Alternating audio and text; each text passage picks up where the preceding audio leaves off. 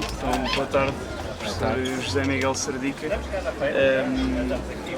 Começava por lhe perguntar, também derivado da experiência que relata na sua obra Portugal Contemporâneo, qual é para si o momento mais marcante da história portuguesa?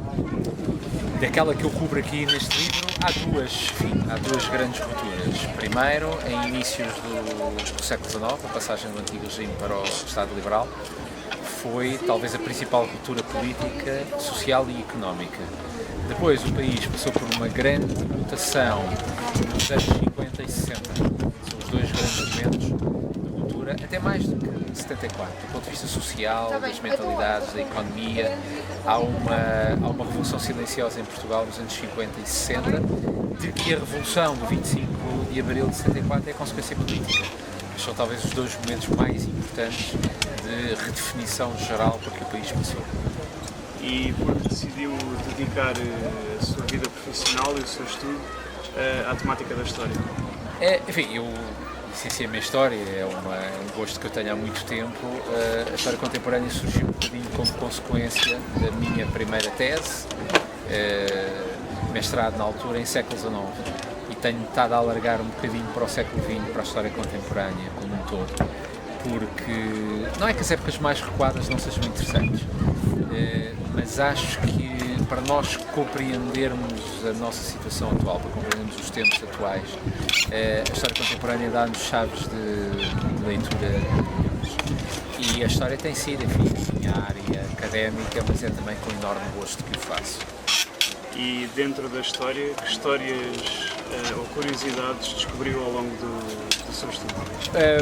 Descobri muitas. Eu acho que a história com H, assim, se faz sobretudo de pequenas stories, como dizem os ingleses. Eu tento sempre nos meus livros, e este sobre a história contemporânea em Portugal é um conjunto de vários estudos, muitos deles inéditos, outros já saídos em revistas de acesso mais difícil, mas todos eles pretendem contar uma pequena história, portanto dão muita atenção às figuras centrais, dão muita atenção ao facto histórico, dão muita atenção ao acaso em história, que também tem uma grande importância, que eu acho que isso torna a história mais humana, e é possível lê-la não como um romance, porque ela de facto aconteceu, mas torna-a mais atrativa para o leitor, e é esse o objetivo. E esta sua obra tem particular enfoque no espaço-tempo entre a primeira metade do século XIX Sim. e o início do século XX. Considera que esse período, a par dos descobrimentos ou de outros, sim. terá sido um dos que melhor definiu o ser português? Sim, eu procuro, quando eu selecionei os textos para este livro, procurei que cobrisse o século XIX inteiro até à República.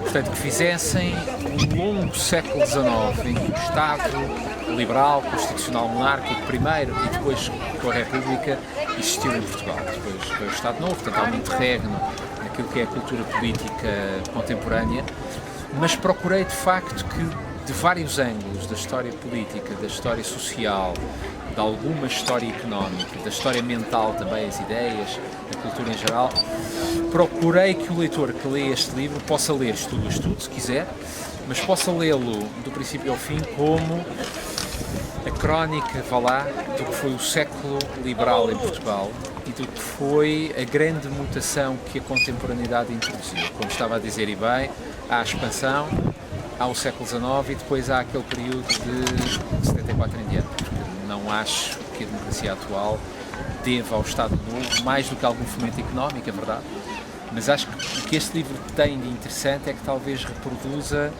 qualquer coisa com a qual o cidadão hoje em dia em Portugal se consegue rever, porque as instituições, as práticas, os valores liberais do século XIX têm muito mais a ver com a cultura democrática hoje em dia do que a cultura hoje em dia tem que ver com o que era o país há 50 anos atrás. E para finalizar, perguntar-lhe o que espera da edição de 2013 da Feira do Livro e como vê o futuro do mesmo, do Objeto Livre. Olha, eu espero que a Feira do Livro seja um êxito, como é óbvio. Enfim, o país vive uma circunstância especial que se repercute na venda de bens não essenciais. O livro, quer nós queiramos, quer não, para mim é um bem essencial, para a editora que a Universidade tem é um bem essencial. Espero que os leitores adiram à feira e venham à feira, que o tempo ajuda. O futuro do livro, isso é uma velha questão, quer dizer, eu acho que já anunciaram várias vezes a morte ao livro impresso e é verdade que ele tende a migrar para suportes novos.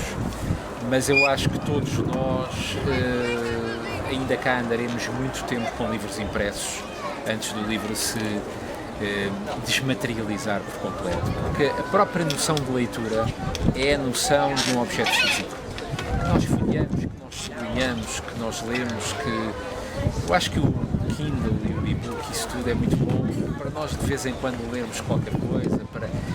Agora, um livro impresso ainda é a forma mais nova que o livro tem e acho que ainda tem